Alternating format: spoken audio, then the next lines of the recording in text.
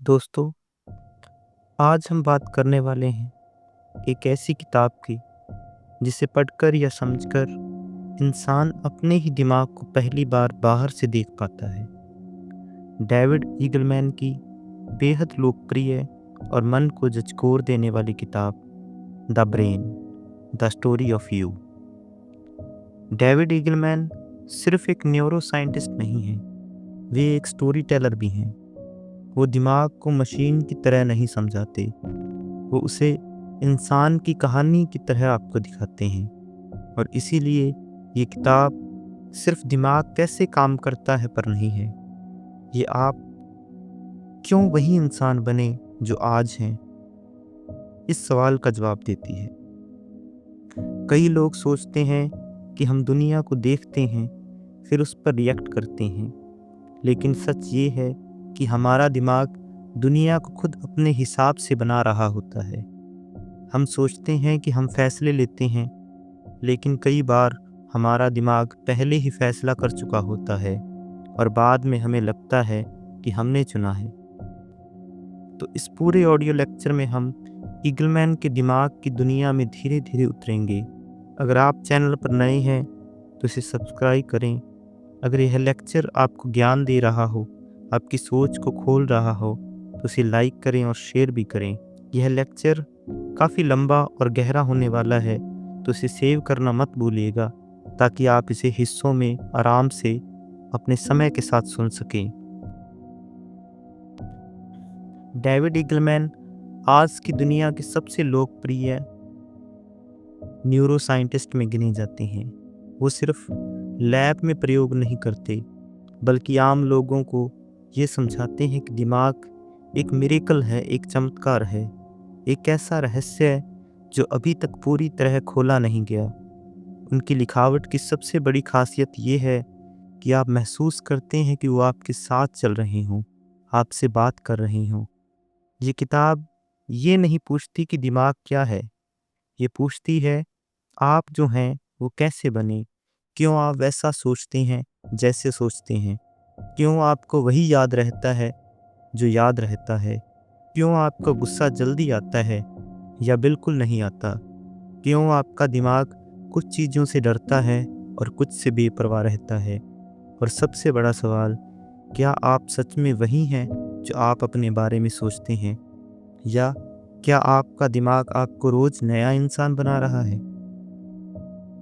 दिमाग पर शोध पिछले 100 सालों से चल रहा है, लेकिन ईगलमैन का योगदान ये है कि वो दिमाग को विज्ञान या दर्शन दोनों के संगम पर रखते हैं।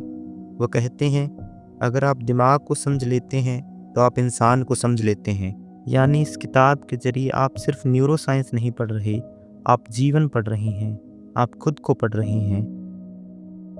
और यही इस लेक्चर सीरीज का सबसे बड़ा मकसद है, आपको आपकी ही कहानी सुनाना, लेकिन उस एंगल से जिसे आपने कभी सोचा भी नहीं। ईगलमैन का संदेश बहुत साफ है, आप एक स्थिर इंसान नहीं हैं, आप एक चलती हुई कहानी हैं। आपका दिमाग हर पल आपको रीशेप कर रहा है, नई यादें बन रही हैं, पुरानी मिट रही हैं, नए कनेक्शंस जुड़ रहे हैं, पुराने टूट रहे हैं, और इसी प्रोसेस को द स्टोरी ऑफ यू कहते हैं। मतलब आप वो नहीं हैं जो कल थे, और आप वो नहीं होंगे जो कल बनेंगे। ये बात जितनी सिंपल लगती है उतनी ही लाइफ चेंजिंग है, क्योंकि तभी हम समझ पाते हैं कि बदलाव डर नहीं बल्कि स्वाभाविक है। ईगलमैन हमें बताते हैं कि हम जिस हकीकत को देख रहे हैं वो असल में हकीकत है ही नहीं, वो हमारे दिमाग की बनाई हुई एक कहानी है। यह बात सुनने में थोड़ी फिलोसफिकल लग सकती है, लेकिन आज की न्यूरो साइंस ये साफ साफ कहती है कि हम दुनिया को नहीं देखते, हम अपने दिमाग की बनाई हुई दुनिया देखते हैं। यानी कि असल दुनिया कहीं बाहर है और हम उसके सिर्फ सिग्नल्स लेते हैं और फिर अपनी कहानी बनाते हैं।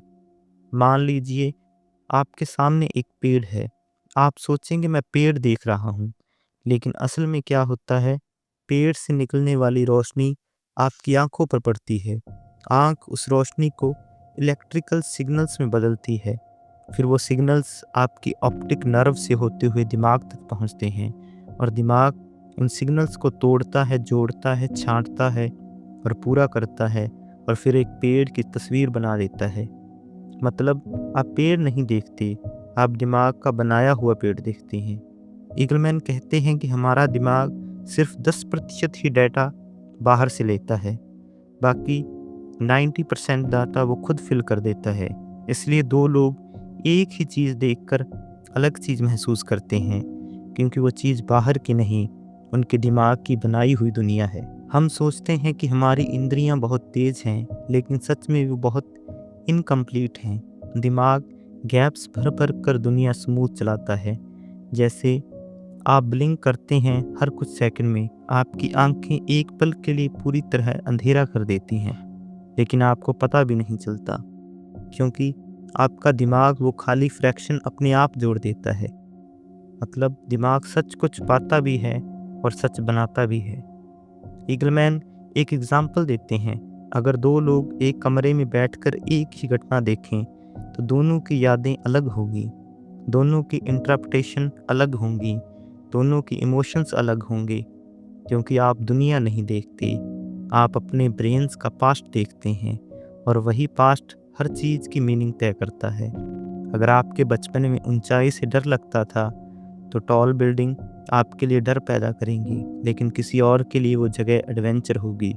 दुनिया वही है पर कहानी अलग अलग है। दिमाग हर पल प्रेडिक्शन करता रहता है। वो पहले गैस करता है कि क्या दिखा, फिर उस गैस के साथ बाहर के डेटा को मैच करता है। इसे कहते हैं brain is a prediction machine.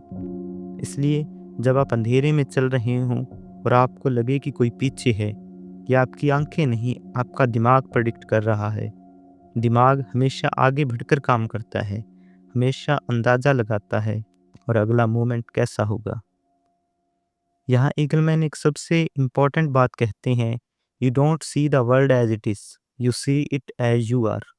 आप दिमाग आपकी पिछली यादों, आपके अनुभवों, आपके संस्कारों और आपके डर, प्यार, नफरत, सपनों से भरा हुआ है, और यही सब मिलकर तय करते हैं कि आप बाहर की दुनिया को कैसे देखेंगे। अगर आपको बचपन में कुत्ते से डर लगता था तो आज भी कुत्ता आपकी नज़र में डर का प्रतीक होगा, लेकिन किसी और के लिए वही कुत्ता प्यारा साथी हो सकता है। आपको लगेगा कि मैं तो आंखों से देख रहा हूँ, लेकिन न्यूरोसाइंस बताती है कि 70% विज़न दिमाग खुद बनाता है। यानी आँख सिर्फ एक सेंसर है, बाकी मूवी दिमाग बनाता है। अगर आँख थोड़ा मिस कर दे, दिमाग तुरंत सीन को पूरा कर देगा। हम गैप नहीं पहचान पाते। दुनिया की पिक्चर इनकम्प्लीट होती है और दिमाग उसे स्मूथ बना देता है। इसलिए आपको लगता है कि दुनिया साफ और रियल है। आवाज़ भी असल में हवा की वाइब्रेशन है। आप उसे सुनते नहीं, आपका दिमाग उसे मीनिंग देता है। ट्रेन की आवाज़ किसी के लिए शांति है, किसी के लिए शोर है, किसी के लिए यादें हैं, किसी के लिए डर है। साउंड वही है, लेकिन दिमाग अलग तरीके से उसे ट्रांसलेट करता है। अगर दिमाग दुनिया बनाता है तो क्या सच में कोई ऑब्जेक्टिव रियलिटी है? इगनवेल कहते हैं हाँ, दुनिया बाहर है, लेकिन हम कभी उसे सीधे नहीं देख सकते। हम हमेशा उसके दिमागी वर्जन को देखते हैं। इसका मतलब हमारी ज़िंदगी सिर्फ बाहरी नहीं, बहुत हद तक अंदरूनी है। दिमाग हमारा आर्किटेक्ट है, हम सिर्फ उसे प्रोजेक्टर पर चलती फिल्म देख रहे हैं। जब हम ये समझ जाते हैं कि हर इंसान दुनिया को अपने हिसाब से बनाता है, तो हम कम गुस्सा करते हैं, क्योंकि हमें पता है कि सामने वाला अपनी दुनिया से देख रहा है। हम समझदार बनते हैं क्योंकि हम जान जाते हैं कि परसेप्शन एक जैसी नहीं हो सकती। हम खुद को भी समझाते हैं क्योंकि हम पहचान लेते हैं कि हमारी आदतें, डर, पसंद सब दिमाग की कहानी से बनती है, ना कि असल दुनिया से।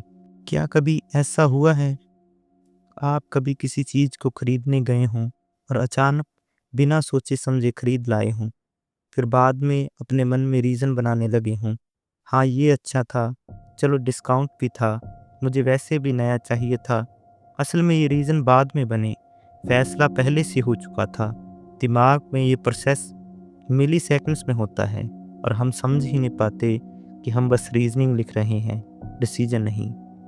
ईगलमैन इस एक्सपेरिमेंट को बहुत इम्पोर्टेंस देते हैं। इस एक्सपेरिमेंट में साइंटिस्ट ने लोगों को कहा कि अपनी उंगली किसी भी समय हिलाएं, बस जब आपके मन में अब हिलाऊंगा आए तो क्लॉक पर टाइमिंग देख लेना। रिजल्ट, दिमाग में उंगली हिलाने का सिग्नल आपके मैं हिलाने जा रहा हूँ सोचने से 300 मिलीसेकंड पहले आ चुका था। मतलब आपका दिमाग पहले ही तय कर चुका था कि आपको बाद में लगा कि आपने सोचा है। ये ऐसा है जैसे मूवी पहले बन चुकी हो और आप सोच रहे हैं कि आप डिसाइड कर रहे हैं कि अगला सीन क्या होगा। फ्री विल इल्यूजन क्यों लगता है? क्योंकि दिमाग हमें यह एहसास देता है कि हम खुद सब कर रहे हैं। उसका लॉजिक सिंपल है, अगर हमें लगे कि हम कंट्रोल में नहीं हैं तो हम डर जाएंगे, कंफ्यूज हो जाएंगे और सर्वाइवल मुश्किल हो जाएगा। इसलिए दिमाग हमारे अंदर एक मैं कर रहा हूँ वाली कहानी परमानेंटली चलाता रहता है। ईगलमैन इसे कहते हैं द स्टोरी टेलर ब्रेन, यानी दिमाग सिर्फ काम नहीं करता, वो कहानी भी बनाता है और वही कहानी हम मैं कहकर जीते हैं। आप कभी कार चलाते हुए अचानक रियलाइज़ करते हो कि अरे मैं 10 मिनट से चला रहा हूँ लेकिन मुझे याद ही नहीं कि मैं क्या सोच रहा था। यही ऑटो मोड है। यह बताता है कि आपका दिमाग आपके बिना भी बहुत कुछ कर सकता है। हमारा दिमाग इतना तेज़ और एक्टिव है कि हमारे सोचने से पहले ही रिएक्शन दे देता है। इसका मतलब हम सोचते हैं कि हम कंट्रोल में हैं, लेकिन असल में हम एक बहुत बड़ी बायोलॉजिकल मशीन में बस एक आवाज़ की तरह मौजूद हैं। आपके दिमाग में सिर्फ एक आप नहीं रहते, आपके दिमाग में कई हिस्से हैं।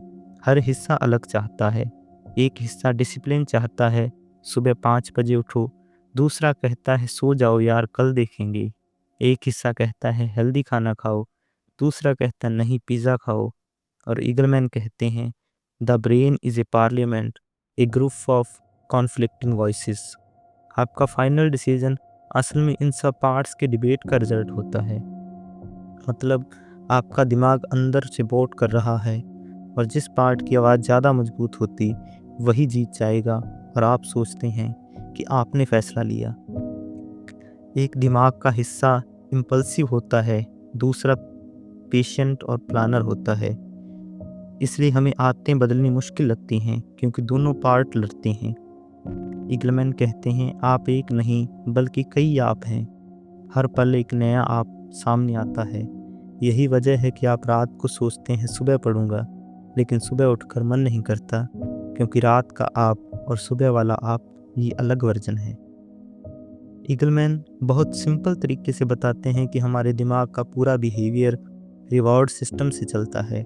जब आपको लगने लगता है कि कुछ करने पर रिवॉर्ड मिलेगा तो आप वो करते हैं, जब रिवॉर्ड नहीं मिलता तो आप छोड़ देते हैं। यानी हमने डिसीजन लिया या रिवॉर्ड सिस्टम ने। आपका दिमाग एक तरह से आपको उन डायरेक्शन में धकेलता है जहां वो हैप्पीनेस या रिवॉर्ड प्रेडिक्ट करता है। तो क्या आपने चॉकलेट खुद चुनी या दिमाग ने आपको पुश किया? अंदर चल रही 90% दुनिया आपको दिखती ही नहीं। आपके अंदर एक बहुत बड़ा हिस्सा पर्दे के पीछे काम करता है। आप किसी से मिलते हैं और इंस्टेंटली फील करते हैं कि ये इंसान अच्छा है या इसमें कुछ गड़बड़ है। क्या ये आपने डिसाइड किया? नहीं, यह आपका सबकॉन्शियस था।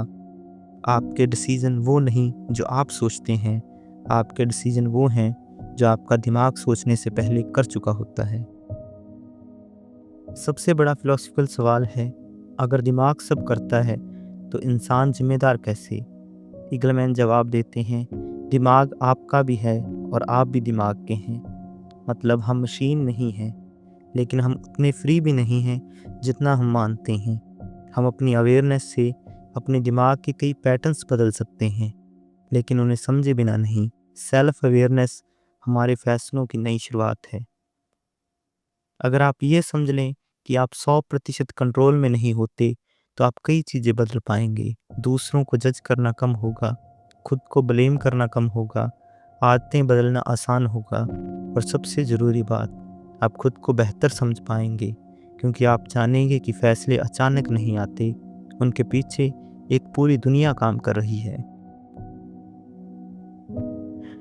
इंसानी ज़िंदगी का सबसे नाजुक, सबसे भावुक और शायद सबसे गलत समझा गया पहलू है मेमोरी, यादें।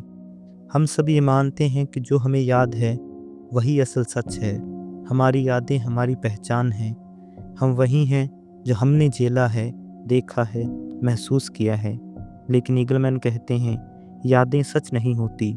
यादें एक कहानी होती हैं जिसे दिमाग बार बार लिखता रहता है। हाँ, आपने सही सुना। यादें बदलती रहती हैं और हमें पता भी नहीं चलता। हम सोचते हैं कि हमारा दिमाग घटनाओं की वीडियो रिकॉर्डिंग करता है, लेकिन न्यूरोसाइंस कहती है कि दिमाग के पास कोई कैमरा नहीं होता। वो बस पीसीज, फ्रैगमेंट्स, छोटी छोटी डिटेल्स स्टोर करता है। और जब आपको याद करना होता है तो दिमाग इन टूटी हुई पीसीज को जोड़कर एक नई कहानी बनाता है। मतलब memory is not stored, memory is rebuilt. यादें वो नहीं जो आपने देखी थी, यादें वो हैं जो आपका दिमाग हर बार नहीं बनाता है। इसका मतलब एक ही घटना को हर बार याद करने पर आपकी मेमोरी थोड़ी बदल जाती है। इसलिए साइंटिस्ट कहते हैं, याद करना याद को बदलना है। यह सुनकर थोड़ा अजीब लगता है, लेकिन यह सच है।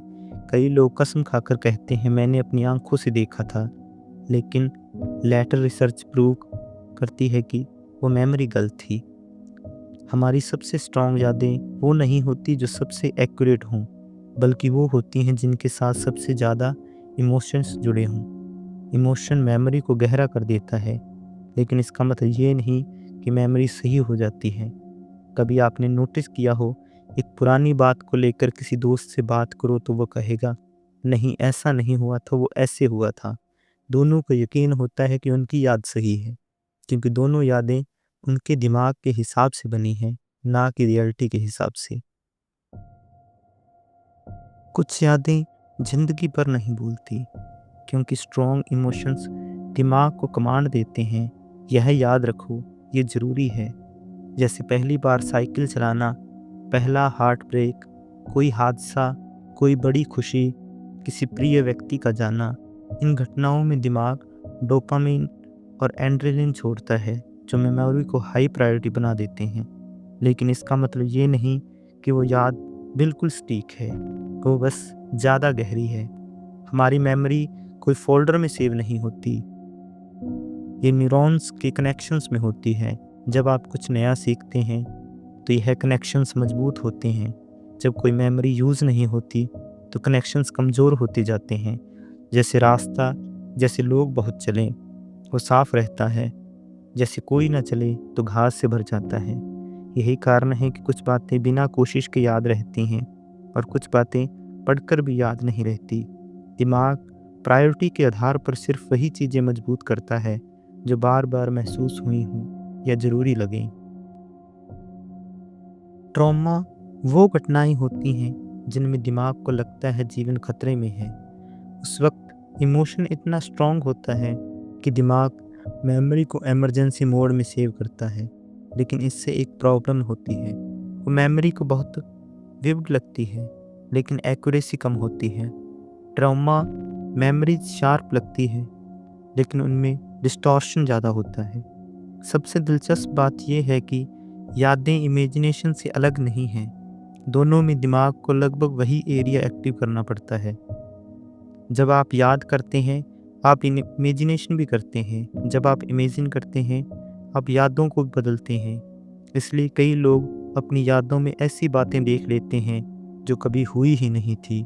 दिमाग को बस यह चाहिए कि कहानी समझ में आए, वो डिटेल्स। आपको कभी लगा है कि आपके भाई बहन बचपन की मेमोरीज पूरी तरह अलग बताते हैं? क्योंकि हर दिमाग अपनी कहानी लिखता है। सेम इवेंट हर इंसान के अंदर अलग अलग प्रोसेस से गुजरती है। किसी के लिए बचपन में एक टीचर का डांटना साधारण बात थी, किसी के लिए वही घटना जिंदगी भर का डर बन जाती है। दुनिया वही थी, लेकिन इंटरनल दुनिया अलग थी, और वही इंटरनल दुनिया मेमोरी को शेप देती है।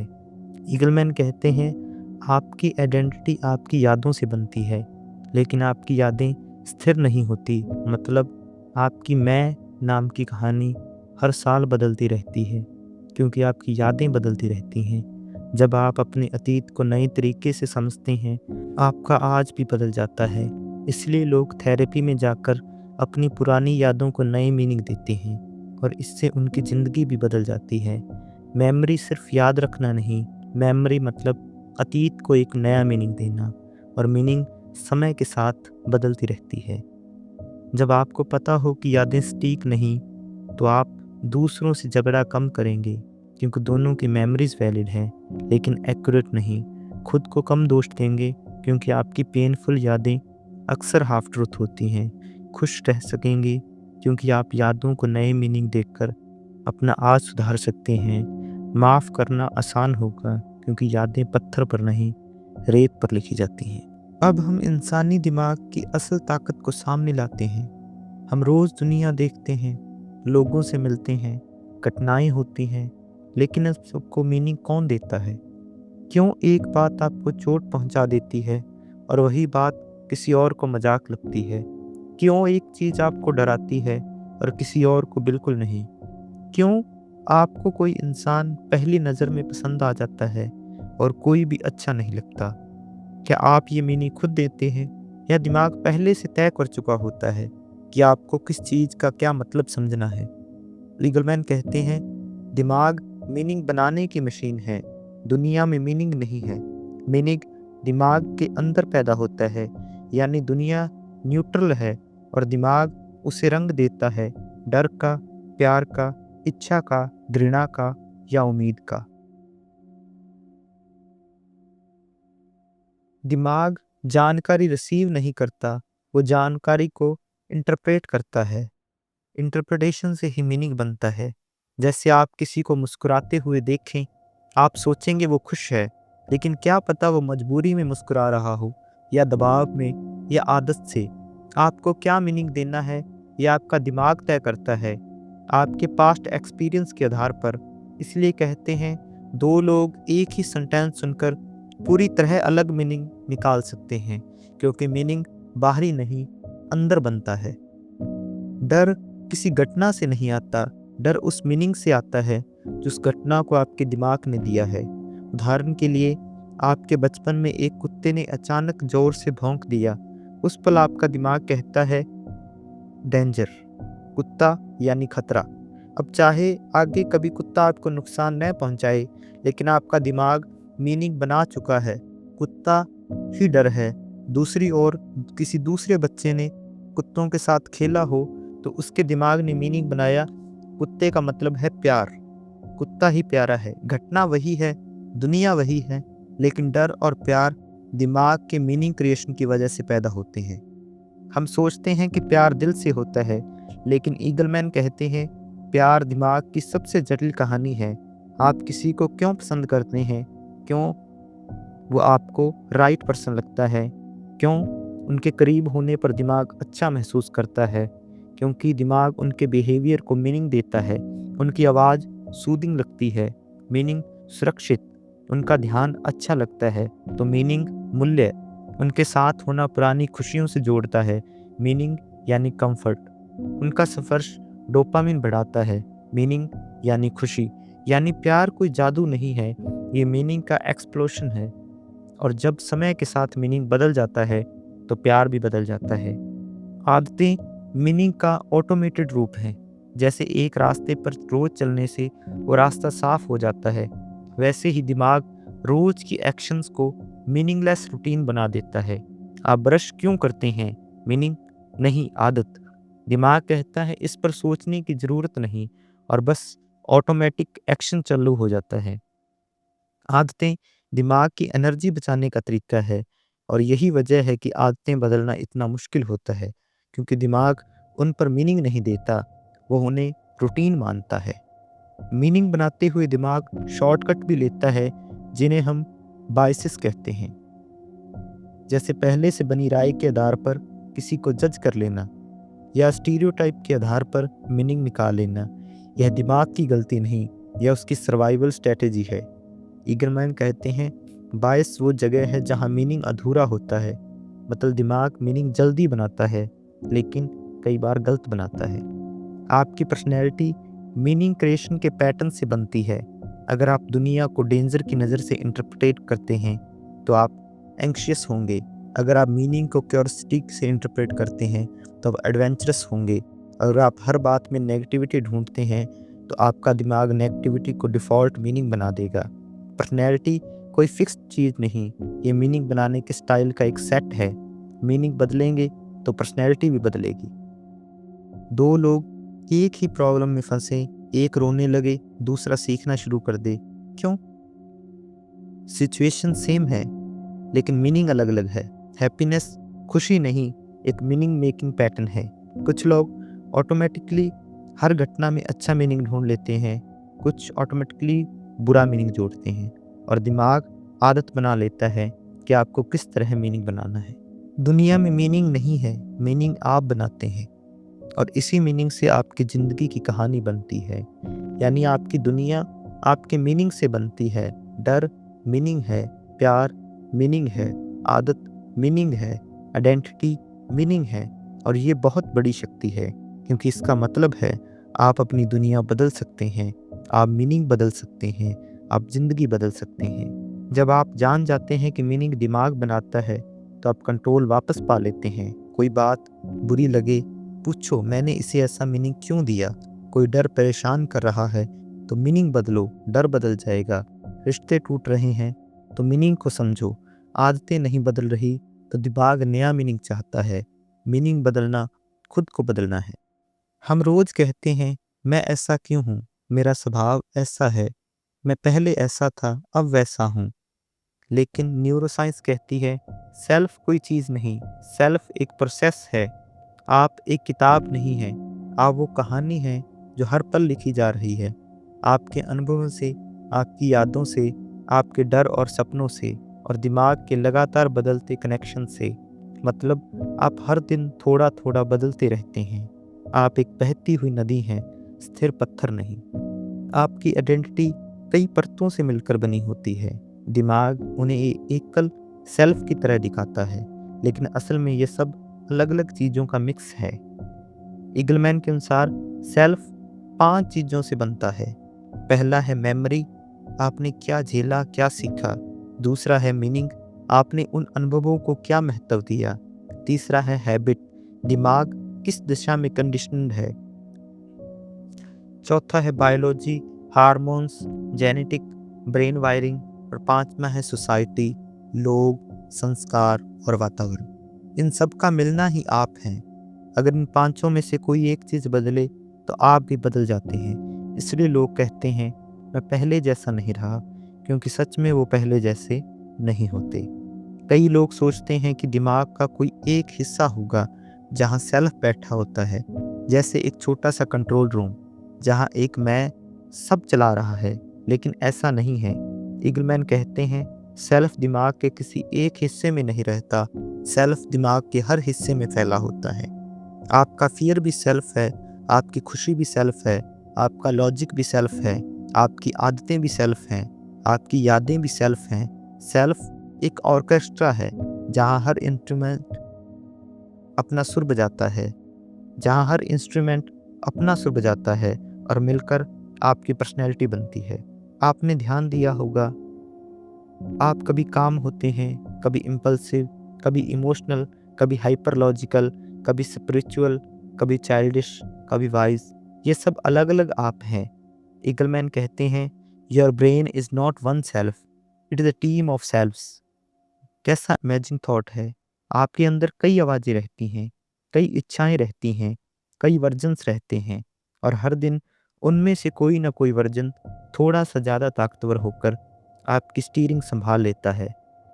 कभी डिसिप्लिन वाला आप जीत जाता है, कभी डिज़ायर वाली वॉइस स्ट्रॉन्ग हो जाती है, कभी डर वाली वॉइस लाउड हो जाती है, कभी लॉजिक जीत जाता है, और आप कहते हैं यार मैं खुद को समझ नहीं पाता, मेरे अंदर इतनी सारे मुझे क्या हो रहा है। क्यों? आपका दिमाग एक व्यक्ति नहीं, एक भीड़ है। यहाँ ईगलमैन की बात बहुत होपफुल हो जाती है। वे कहते हैं अगर सेल्फ फिक्स्ड नहीं है तो आत्म विकास 100% संभव है, क्योंकि आप पिछले वर्जन में फंसे नहीं हैं। आप नए वर्जन बना सकते हैं, आप हैबिट्स बदल सकते हैं, आप मीनिंग बदल सकते हैं, आप मेमोरीज को नए नज़रिए से देख सकते हैं, आप अपना इन्वायरमेंट बदल सकते हैं, और धीरे धीरे आप अपने दिमाग को रीवायरिंग कर सकते हैं। मतलब आपका फ्यूचर सेल्फ आपको आज के चॉइसेस से बनाता है। ये सुनकर डर भी लगता है, पर सबसे एम्पावरिंग भी है। क्योंकि इसका मतलब है आप स्टक नहीं हैं, आप चेंजेबल हैं। हम समझते हैं कि हम हमेशा एक जैसे रहेंगे। ईगलमैन कहते हैं आप फ्यूचर में कैसे होंगे इसका आपको इल्यूजन होता है। आज आपको लगता है मैं कभी ऐसा नहीं करूँगा, लेकिन 5 साल बाद आप वही चीज़ कर रहे होते हैं, क्योंकि आपका सेल्फ बदल चुका था। आपके टेस्ट बदल जाते हैं, आपके गोल्स बदल जाते हैं, आपकी प्रायोरिटीज़ बदल जाती हैं, आपका दिमाग और उसका वायरिंग बदल जाती है। इसलिए लोग कहते हैं मैं बदल गया हूँ, या पहले की बात अलग थी, या सेल्फ के नेचर का हिस्सा है। ईगलमैन बताते हैं सेल्फ एक बायोलॉजिकल स्ट्रक्चर है, इसलिए अगर ब्रेन की वायरिंग ट्रॉमा, ट्यूमर, एक्सीडेंट या बीमारी से बदल जाए तो आपका सेल्फ भी बदल जाता है। कुछ मरीज हादसे के बाद पूरी तरह नया सेल्फ लेकर उठते हैं, नई पसंदें, नई पर्सनैलिटी, नए हैबिट्स, नया नेचर। ये सुनकर हम डरते हैं, लेकिन यह बताता है कि सेल्फ कोई सॉलिड चीज़ नहीं, ये दिमाग का पैटर्न है। पैटर्न बदला, सेल्फ भी बदलेगा। जब आपको पता हो कि सेल्फ कोई फिक्स चीज़ नहीं है, तो आप कई चीज़ें सीख जाते हैं। लोग बदलते हैं, इसलिए फॉरगिव करना आसान होता है। आप बदल सकते हैं, इसलिए ग्रो कर सकते हैं। दुख, ट्रॉमा, डर हमेशा नहीं रहते। नई ज़िंदगी बनाना पॉसिबल है। खुद को रीडिफाइन करना पावर है। दूसरों को जज करना कम होता है। अपने अतीत की गलतियाँ आइडेंटिटी नहीं बनती। सेल्फ खोजी जा सकती है, खोदी जा सकती है, बनाई जा सकती है। मैं ऐसा हूँ, ये वाक्य सच नहीं, ये आपके वर्तमान दिमाग का वर्जन है। कल आप दूसरे वर्जन हो सकते हैं। ईगलमैन कहते हैं इंसान को इंसान बनाती है कल्पना, यानी इमेजिनेशन। दिमाग की सबसे अनोखी, सबसे जादुई और सबसे रहस्यमय क्षमता। यह वो ताकत है जिसने इंसान को पेड़ से उठाकर आसमान छूने वाले जहाज बनाने तक पहुंचा दिया। यही वो क्षमता है जिससे कहानियां लिखी गईं, चित्र बनाए गए, कविताएं जन्मी और विज्ञान अपनी ऊंचाइयों तक पहुंचा। इंसान का सबसे बड़ी सुपर पावर इमेजिनेशन है। यही हमें बाकी सभी जीवों से अलग बनाती है, क्योंकि बाकी जीव सिर्फ दुनिया को जैसे है वैसा देखते हैं, लेकिन इंसान दुनिया जैसी हो सकती है वैसे देख सकता है। कल्पना कोई जादू नहीं, ये दिमाग इंटरनल सिमुलेशन सिस्टम है। दिमाग असल दुनिया में कोशिश करने से पहले अंदर ही अंदर एक्सपेरिमेंट कर लेता है। जैसे आपके फ़ोन में एक वर्चुअल वर्ल्ड होता है, दिमाग के पास आपकी पूरी साइकोलॉजी का वर्चुअल वर्ल्ड है। दिमाग कहता है अगर ऐसा हुआ तो, अगर मैं ऐसा करूं तो, अगर भविष्य ऐसा निकले तो। यही इमेजिनेशन है। दिमाग भविष्य को पहले से रिहर्सल करता है। यही रिहर्सल को हम कल्पना कहते हैं। इसी रिहर्सल से क्रिएटिविटी पैदा होती है। बहुत लोग सोचते हैं कि क्रिएटिविटी कोई मिस्टीरियस गिफ्ट है, लेकिन न्यूरोसाइंस बताती है क्रिएटिविटी कोई चीज़ बाहर से नहीं आती, ये दिमाग के अंदर बनती है। जब अलग अलग हिस्से आपस में नए कनेक्शन बनाते हैं, जैसे दिमाग का इमोशनल हिस्सा लॉजिक वाले हिस्से से जुड़ जाए, विजुअल हिस्सा लैंग्वेज वाले हिस्से से जुड़ जाए, मेमोरी का हिस्सा इमेजिनेशन के हिस्से से कनेक्ट हो जाए। जब ये क्रॉस कनेक्शंस बनते हैं तो नया आइडिया जन्म लेता है। इसलिए क्रिएटिव लोग वही होते हैं जो अलग अलग चीज़ें जोड़ते हैं, सामान्य चीज़ों को अलग एंगल से देखते हैं, छोटी डिटेल्स में पैटर्न खोज लेते हैं। और दिमाग को यह पसंद है, नए पैटर्न बनाना। तभी आप अकेले बैठे हों और दिमाग अचानक किसी रैंडम दुनिया में चला जाए। कभी फ्यूचर सोचते सोचते आप मुस्कुरा दें, या वतन याद करके भावुक हो जाएं। इसे कहते हैं माइंड वांडरिंग, या सिंपल भाषा में ख्यालों में खो जाना। ईगलमैन कहते हैं डे ड्रीमिंग समय बर्बाद करना नहीं, यह दिमाग का सबसे प्रोडक्टिव स्टेट है। यहीं पर क्रिएटिविटी जन्म लेती है।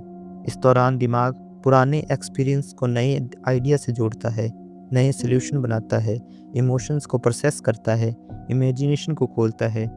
इसलिए कई बड़ी आइडियाज़ चलते चलते आते हैं, ये शॉवर लेते समय आते हैं, क्योंकि दिमाग रिलैक्स होता है और कनेक्शंस बनने लगते हैं। अब आते हैं सपनों पर। सपने दिमाग का सबसे पोएटिक फंक्शन है। ईगलमैन कहते हैं सपना वो कहानी है जो दिमाग नींद में खुद को सुनाता है। नींद में दिमाग शट डाउन नहीं होता, वो बहुत एक्टिव होता है, लेकिन क्योंकि बाहरी दुनिया से कनेक्शंस टूट चुका होता है, तो दिमाग अंदर की दुनिया को मूवी बना देता है। यादों को, इमोशंस को, इमेजिनेशन को मिक्स करके। इसलिए सपने अजीब होते हैं क्योंकि वो असलियत, इमेजिनेशन और इमोशंस का कॉकटेल होते हैं। जैसे आपने दिन में किसी से बहस की, रात को सपने में वो बहस किसी अलग सेटिंग में आ सकती है। कभी चाइल्डहुड के सीन आ सकते हैं, कभी आने वाले डर भविष्य बनकर सामने आ सकते हैं। ड्रीम्स दिमाग की क्लीनिंग सिस्टम है। ये मेमोरीज को प्रोसेस करता है, इमोशंस को रिलीज करता है और क्रिएटिविटी को फ्री फ्लो देता है। क्योंकि रात में दिमाग कम डिस्ट्रैक्ट होता है, इमेजिनेशन ज़्यादा खुली होती है, इमोशंस ज़्यादा फ्री होते हैं, लॉजिकल बाउंड्रीज कम होती हैं। ईगलमैन कहते हैं नाइट इमेजिनेशन को उड़ने देती है। इसलिए कई पोइट्स, पेंटर्स, राइटर्स रात में अपनी बेस्ट क्रिएशन करते हैं। दिमाग की इनहेबिटेशन रात को कमज़ोर हो जाती है। इसका मतलब है दिमाग अपनी मर्जी से कनेक्शंस बनाता है, न्यू आइडियाज़ पैदा करता है।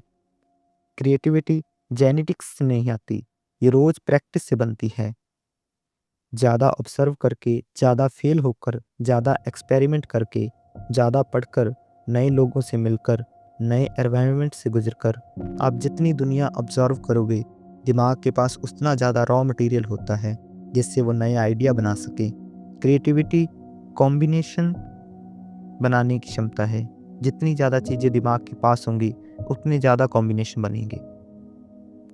ईगलमैन की सबसे इंस्पायरिंग बात है कि आप इमेजिनेशन से अपनी आइडेंटिटी बदल सकते हैं। आप खुद को जैसा देखना चाहते हैं वैसा इमेजिन करें तो दिमाग धीरे धीरे वैसी वायरिंग बनाने लगता है। इसलिए विजुअलाइजेशन एथलीट्स, आर्टिस्ट्स, स्पीकर्स सबके लिए पावरफुल टूल माना जाता है। अगर आप इमेजिन करें मैं कॉन्फिडेंट हूँ तो दिमाग उससे जुड़ी वायरिंग बनाता है। धीरे धीरे आप वही बन जाते हैं क्योंकि दिमाग इमेजिनेशन और रियलिटी को एक ही प्रोसेस से हैंडल करता है। अब अगर आप इमेजिनेशन और क्रिएटिविटी की ताकत समझ लें तो आप लाइफ में बहुत कुछ बदल सकते हैं। प्रॉब्लम सॉल्विंग आसान हो जाती है, नए आइडियाज़ निकलने रहते हैं, स्ट्रेस कम होता है, सेल्फ बिलीफ मजबूत होता है, गोल्स अचीवेबल लगने लगते हैं, लाइफ बोरिंग नहीं लगती, आप खुद को अपग्रेड कर सकते हैं। दिमाग का सबसे बड़ा हथियार इमेजिनेशन है। इसे गलत दिशा में नहीं, सही दिशा में इस्तेमाल करना जीवन बदल सकता है। अब हम उसके बारे में बात करते हैं जो हम सबको रोज रोज शेप करता है लेकिन हमें इसका एहसास तक नहीं होता, यानी समाज, लोग, कल्चर, हमारा सोशल इन्वायरमेंट। ईगलमैन कहते हैं आपका दिमाग अकेले नहीं बनता, आपका दिमाग दूसरों की वजह से बनता है। इसका मतलब है आप सिर्फ अपने बायोलॉजी का प्रोडक्ट नहीं हैं, आप अपने आसपास के लोगों का प्रोडक्ट हैं। दुनिया जैसी है वैसी नहीं दिखती, दिमाग उसे जैसा देखता है और दिखाता है वो आपके समाज और अनुभवों से तय होता है। इंसान का दिमाग दुनिया में सबसे कॉम्प्लेक्स है, लेकिन इसकी कॉम्प्लेक्सिटी का कारण सिर्फ इंटेलिजेंस नहीं, सबसे बड़ा कारण है सोशियलिटी, यानी सामाजिक जीवन। ईगलमैन कहते हैं दिमाग की एवोल्यूशन में सबसे बड़ा रोल दूसरों को समझने की ज़रूरत ने निभाया है, क्योंकि इंसान अकेला जानवर है जिसे सर्वाइवल के लिए दूसरों के दिमाग को समझना पड़ता है। हमें यह जानना पड़ता है सामने वाला क्या सोच रहा है, क्या वो मुझसे खुश है या नाराज, क्या उसे मुझ पर भरोसा है, क्या वह खतरा है या साथी, क्या वो झूठ बोल रहा है, क्या वह दुखी है। यही कारण है कि हमारे दिमाग में खास एरियाज बने हैं जो इमोशंस को पढ़ते हैं, फेसेस समझते हैं और एम्पैथी पैदा करते हैं। ईगलमैन बताते हैं कि इंसान का सबसे अनोखा गुण यह है कि हम दूसरों के दिमाग में जाकर सोच सकते हैं, अगर मैं उसकी जगह होता तो क्या महसूस करता। इस एबिलिटी को कहते हैं थ्योरी ऑफ माइंड। इसी वजह से हम दोस्त बनाते हैं, रिश्ते बनाते हैं, समाज चलता है, कला बनती है, ड्रामा समझाता है, कहानियाँ मीनिंगफुल लगती हैं, इमोशंस गहरे महसूस होते हैं। अगर यह एबिलिटी न होती तो समाज नहीं बन सकता था। ईगलमैन मिरर न्यूरॉन्स का जिक्र करते हैं। ये दिमाग के खास सेल्स होते हैं जो तब भी एक्टिवेट होते हैं जब आप खुद कुछ करते हैं और तब भी जब आप किसी और को करते हुए देखते हैं। मतलब अगर कोई रो रहा है तो आपका दिमाग दर्द महसूस करता है, अगर कोई हंस रहा है तो आपका दिमाग भी हैप्पी हो जाता है। यह सब मिरर न्यूरॉन्स का खेल है। इसलिए इंसान एम्पैथिक है, क्योंकि हमारा दिमाग दूसरों के दर्द और खुशी को अपनी तरह प्रोसेस करता है। एम्पैथी सीखने की चीज़ नहीं, दिमाग की वायरिंग का हिस्सा है।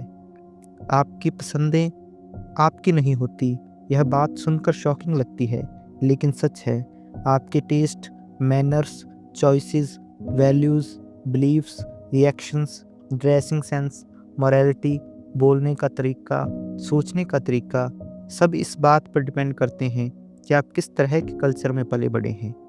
ईगलमैन कहता है, culture is the software running on the hardware of your brain.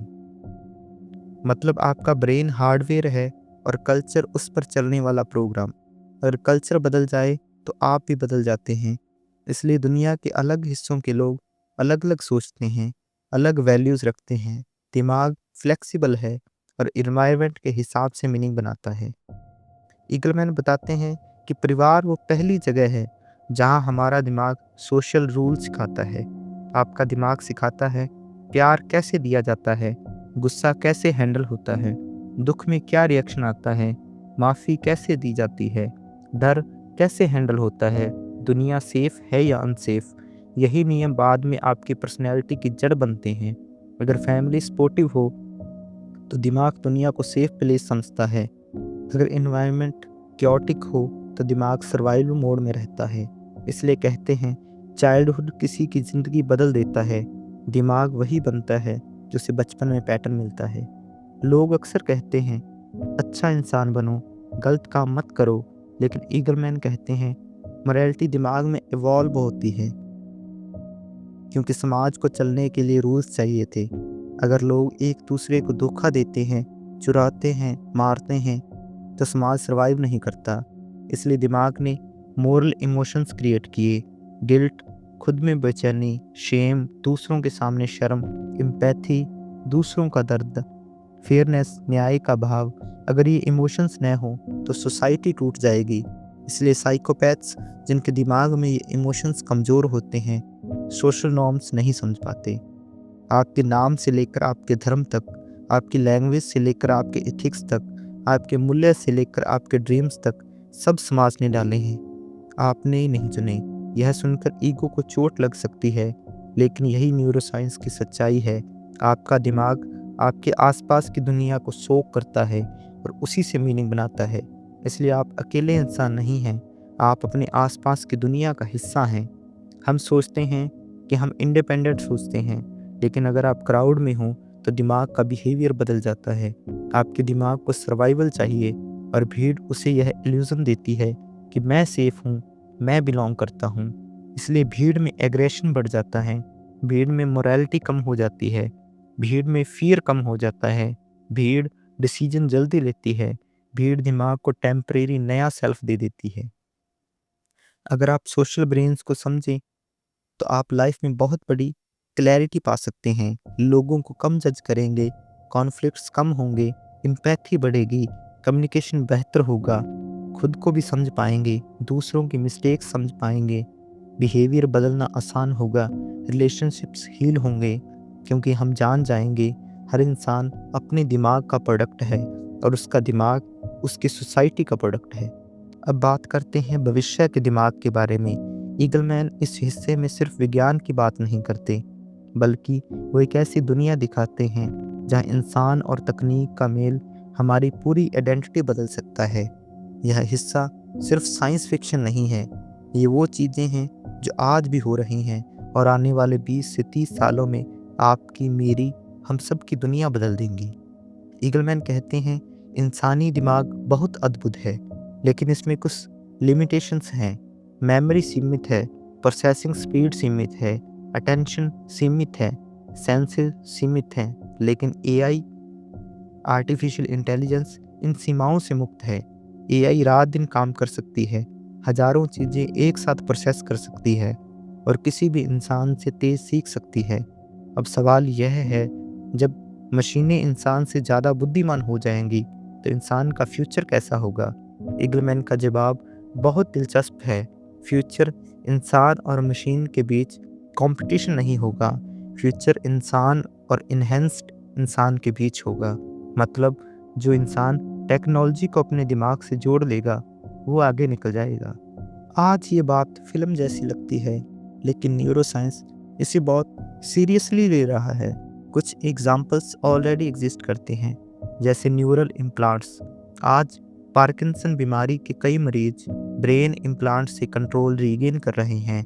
Cochlear implants, बहरे लोग इम्प्लांट लगाकर सुनने लगे हैं। आर्टिफिशियल रेटिना, कुछ अंधे लोगों में artificial retina visual signals brain तक भेज रही है।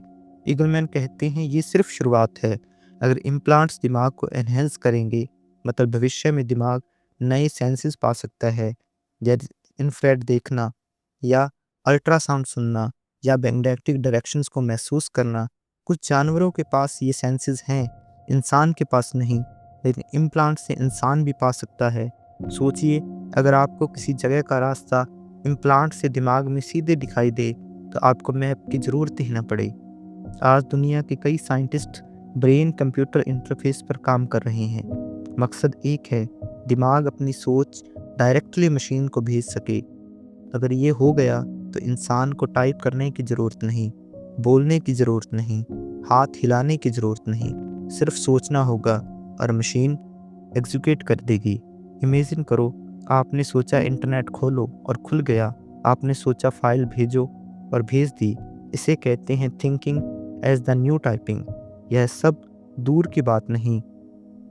न्यूरालिंक जैसे प्रोडक्ट्स पहले से ट्रायल्स कर रहे हैं। ईगलमैन बताते हैं दिमाग को कई तरीके से अपग्रेड किया जा सकता है। मेमोरी इन्हेंसमेंट, इम्प्लांट्स आपके दिमाग में डायरेक्ट मेमोरी जोड़ सकते हैं, जैसे नई भाषा सीखना कुछ घंटों में हो सकता है। इंटेलिजेंस बूस्ट, डोपामिन, न्यूरोपाइनफ्रेन और ब्रेन प्लास्टिसिटी की केमिकल ट्यूनिंग से इंटेलिजेंस बढ़ाई जा सकती है। मल्टी सेंसरी एक्सपेंशन, दिमाग में नए सेंसेस जोड़ना, जैसे वेदर सेंसिंग और इंटरनेट सेंसिंग या जीपीएस सेंसिंग। मतलब भविष्य में इंसान सिर्फ देखेगा नहीं, महसूस भी करेगा कि दुनिया कहाँ है। भविष्य में संभव है कि मेमोरी सिर्फ दिमाग में ना रहे, बल्कि क्लाउड में बैकअप हो सके। इमेजिन करो, आप अपना दिमाग का एक हिस्सा सेव कर लेते हैं और उम्र बढ़ने पर वही मेमोरीज आप वापस लोड कर लेते हैं। यह सोचकर डर भी लगता है, लेकिन जिज्ञासा भी जागती है। अगर मेमोरी बैकअप हो सकती है तो आइडेंटिटी का मतलब ही बदल जाएगा, क्योंकि अगर यादें ट्रांसफ़र हो सकती हैं तो सेल्फ ट्रांसफ़र भी संभव है। आज वीआर यानी वर्चुअल रियलिटी सिंपल है, एक गेम, एक आर्टिफिशियल वर्ल्ड। लेकिन 20 साल में वीआर इतना रियल हो जाएगा कि दिमाग फ़र्क ही नहीं कर पाएगा कि कौन सा एक्सपीरियंस असली है और कौन सा आर्टिफिशियल। दिमाग को फ़र्क करने के लिए सिर्फ सिग्नल्स चाहिए और वीआर वही सिग्नल्स रिक्रिएट कर देगा। सोचिए, आपका दिमाग पेरिस जा सकता है बिना घर से निकले। आप एवरेस्ट चढ़ सकते हैं बिना खतरे के। आप स्पेस घूम सकते हैं बिना स्पेसशिप के। वीआर भविष्य में दिमाग के लिए दूसरी दुनिया बना देगा। ईगलमैन कहते हैं एआई यानी आर्टिफिशियल इंटेलिजेंस इंसान का दुश्मन नहीं, बल्कि एक नया वर्जन है। जैसे कैलकुलेटर ने मैथमेटिकली एबिलिटी बढ़ाई, वैसे एआई दिमाग की मेंटल एबिलिटी बढ़ाएगा। लेकिन साथ ही एक खतरा भी है, एआई ज़्यादा इंटेलिजेंट होने पर निर्णय इंसान से छीन सकता है। इसलिए भविष्य इथिकल बैलेंस पर टिका होगा, कितना कंट्रोल मशीन्स को दें और कितना खुद रखें। डिजिटल इनइक्वलिटी, कल्पना करो दो इंसानों की, एक जिसके पास ब्रेन इन्हेंसमेंट है और एक जिसके पास नहीं है। एक तेजी से सीख सकता है, दूसरा धीरे धीरे। एक के सेंसेस बड़े हैं, दूसरे के ह्यूमन लिमिट। ईगलमैन कहते हैं भविष्य में इनइक्वलिटी बायोलॉजिकल नहीं, टेक्नोलॉजिकल होगी। जिसके पास इन्हेंसमेंट होंगे वो आगे निकल जाएगा, बाकी पीछे रह जाएंगे। यह दुनिया को दो अलग प्रजातियों जैसा बना देगा। ईगलमैन भविष्य को एक ब्यूटीफुल और डेंजरस दोनों बताते हैं। भविष्य का इंसान ज़्यादा तेज सोच सकेगा, ज़्यादा महसूस कर सकेगा, ज़्यादा याद रख सकेगा, ज़्यादा समझ सकेगा, नई सेंसेस पा सकेगा और शायद दिमाग का एक बड़ा हिस्सा टेक्नोलॉजी से मर्ज हो जाएगा। इससे एक नई स्पीशीज़ का जन्म हो सकता है, होमो टेक्नोलॉजियस या साइबॉर्ग ह्यूमन, जो न पूरी तरह इंसान होगा न पूरी तरह मशीन, बल्कि दोनों का मिक्सचर। क्योंकि आपके आने वाले बदलावों के लिए तैयार करता है। टेक्नोलॉजी से डर कम होता है, पॉसिबिलिटीज़ खोलता है, आपको समझता है कि ग्रोथ लिमिटलेस है और आपको इस भविष्य का हिस्सा बनने में मदद करता है। ईगलमैन कहते हैं दिमाग का भविष्य तय नहीं है, हम तय करेंगे कि दिमाग क्या बनेगा। यानी इंसान खुद अपने एवोल्यूशन का डायरेक्टर बन जाएगा। अब तक हमने इस लेक्चर में अपने ही दिमाग की गलियों में घूमना सीखा, उसके रहस्यों को समझा, उसकी कहानियों को सुना और सबसे बढ़कर खुद को नई नज़र से देखना सीखा। अब सवाल ये उठता है, ईगलमैन आखिर हमें क्या सिखाना चाहते हैं? इस किताब का सबसे बड़ा मैसेज क्या है? चलिए समझते हैं। हम सोचते हैं कि मैं ऐसा हूँ, लेकिन ईगलमैन ने बार बार बताया, आप कोई स्थिर चीज़ नहीं, आप एक चेंजिंग प्रोसेस है। आपका दिमाग हर पल बदलता है। नई यादें, नए कनेक्शंस, नई आदतें, नए मीनिंग, नए एक्सपीरियंसेस और नई वायरिंग बना रहा है।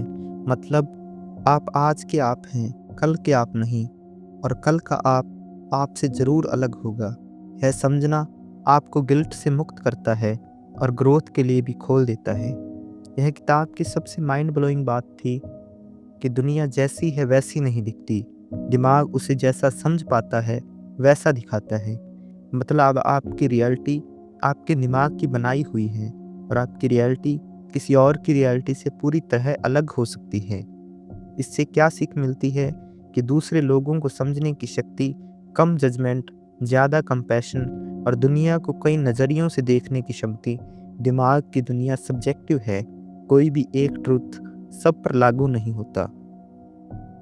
फ्री विल आती सच्चाई है। ईगलमैन कहते हैं हमारे डिसीजंस उतने हमारे नहीं जितना हम मानते हैं। दिमाग पहले फैसला करता है, हम बाद में जस्टिफिकेशन बनाते हैं। सबकॉन्शियस बहुत कुछ डिसाइड करता है। हैबिट और बायस्ड हमें डायरेक्शन देते हैं, लेकिन इसका मतलब ये नहीं कि हम हेल्पलेस हैं। इसका मतलब है सेल्फ अवेयरनेस सबसे बड़ा वेपन है। अगर आप दिमाग के पैटर्न समझ लेते हैं तो आप उन्हें बदल भी सकते हैं। Free will exist but only after awareness. Memory सच नहीं है, दिमाग की एक एडिटिंग है। हम यादों पर भरोसा करते हैं, लेकिन ईगलमैन बताते हैं मेमोरी हर बार बदलती हुई वर्जन होती है। यादें भावनाओं के साथ मिलकर नई शेप ले लेती है।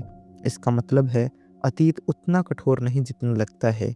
हम अपनी यादों को नया मीनिंग देकर हील कर सकते हैं। दूसरों को ब्लेम करना कम होता है, खुद को माफ़ करना आसान होता है। मेमोरी की फ्लेक्सिबिलिटी इंसान की सबसे हीलिंग क्षमता है। मीनिंग दिमाग बनाता है, दुनिया नहीं। दुनिया न्यूट्रल है, मीनिंग आप बनाते हैं। इसलिए एक घटना किसी को तोड़ देती है, वही घटना किसी को बना देती है, क्योंकि मीनिंग अलग अलग है। यह समझना एक लाइफ चेंजिंग कॉन्सेप्ट है, क्योंकि जैसे ही मीनिंग बदलता है आपकी ज़िंदगी बदल जाती है। सेल्फ कई हिस्सों से मिलकर बना है। आप एक नहीं, आप कई आप हैं। एक इमोशनल आप है, एक लॉजिकल आप है, एक इम्पल्सिव आप है, एक स्पिरिचुअल आप है, एक फियरफुल आप है, एक क्रिएटिव आप है, और हर दिन इनमें से कोई एक वर्जन स्टीयरिंग पकड़ लेता है। सेल्फ एक ऑर्केस्ट्रा है और आप उसके कंडक्टर बन सकते हैं अगर आप जान लें कि कौन सा पार्ट कब काम करता है। समाज, कल्चर और लोग ये सब आपके दिमाग का हिस्सा बन जाते हैं। आप अकेले नहीं बनते, आपका दिमाग आपके इन्वायरमेंट को ऑब्जर्व कर लेता है। आपके beliefs, values, manners, reactions, desires, fears, dreams सब समाज से आते हैं। इसलिए दूसरों को समझना, उनकी परिस्थितियों को समझना, उनकी पृष्ठभूमि को समझना, ये सब मॉरल इंटेलिजेंस हैं। दिमाग और मशीन का मिलना तय है। भविष्य में दिमाग में नए सेंसेस आएंगे, मेमोरी बूस्ट होगी, ब्रेन कंप्यूटर इंटरफेस सामान्य होगा, एआई दिमाग का एक्सटर्नल टूल बनेगा, आइडेंटिटी फ्लूइड हो जाएगी और इंसान एक नया रूप ले लेगा। ईगलमैन कहते हैं एवोल्यूशन अब नेचुरल नहीं, टेक्नोलॉजिकल होगी। यानी आने वाला इंसान आज वाले इंसान जैसा नहीं होगा। पूरी किताब एक ही बिंदु की तरफ ले जाती है। आप वो नहीं हैं जो आपको लगता है, आप उससे कहीं ज़्यादा हैं। आपका सेल्फ मेमोरीज का मिक्स है, मीनिंग का मिक्स है, बायोलॉजी का मिक्स है और कल्चर का मिक्स है, लेकिन सबसे खूबसूरत बात यह है, सेल्फ को बदला जा सकता है। आप अपने दिमाग को नया रूप दे सकते हैं, आप अपनी कहानी फिर से लिख सकते हैं, और ये किताब हमें उसी कहानी को देखने, समझने और रीराइट करने की शक्ति देती है। दिमाग एक ब्रह्मांड है और आप उसकी सबसे बड़ी कहानी। ईगलमैन किताब के अंत में कहते हैं, आप जो हैं वो बिलियंस ऑफ न्यूरॉन्स की अनफोल्डिंग स्टोरी है, लेकिन उस कहानी का नरेटर आप हैं। दिमाग सिर्फ एक बायोलॉजिकल मशीन नहीं, एक विशाल यूनिवर्स है, और उस यूनिवर्स में आपके इमोशंस, मेमोरीज, इमेजिनेशन, आइडेंटिटी, जब से ये सब सितारों की तरह चमकते हैं। आप एक प्रोसेस हैं, आप एक स्टोरी हैं, आप एक यूनिवर्स हैं जो लगातार एवॉल्व हो रहा है। और इस किताब का सबसे सुंदर मैसेज, आप बदल सकते हैं, आप ग्रो कर सकते हैं, आप अपनी स्टोरी के ऑथर भी हैं और करैक्टर भी। अगर इस लेक्चर ने आपकी सोच खोली हो, अगर इसने आपको एक नई नज़र दी हो, तो इस वीडियो को लाइक और शेयर ज़रूर कीजिएगा। अगर आप ऐसे ही गहरे, समझने वाले और ज़िंदगी बदल देने वाले लेक्चर सुनना चाहते हैं, तो चैनल को सब्सक्राइब करें। दोस्तों, अपनी ज़िंदगी को थोड़ा थोड़ा समझना, थोड़ा थोड़ा बदलना और थोड़ा थोड़ा बेहतर बनाना, यही असली यात्रा है। और अगर इस लेक्चर ने आपकी इस यात्रा में एक छोटी सी रोशनी जलाई है, तो मेरे लिए यही सबसे बड़ी जीत है। अपना ख्याल रखिए और अपने दिमाग को उसकी असली ताकत तक पहुंचने दीजिए। मिलते हैं अगले लेक्चर में। तब तक शांत रहिए, सचेत रहिए और सीखते रहिए।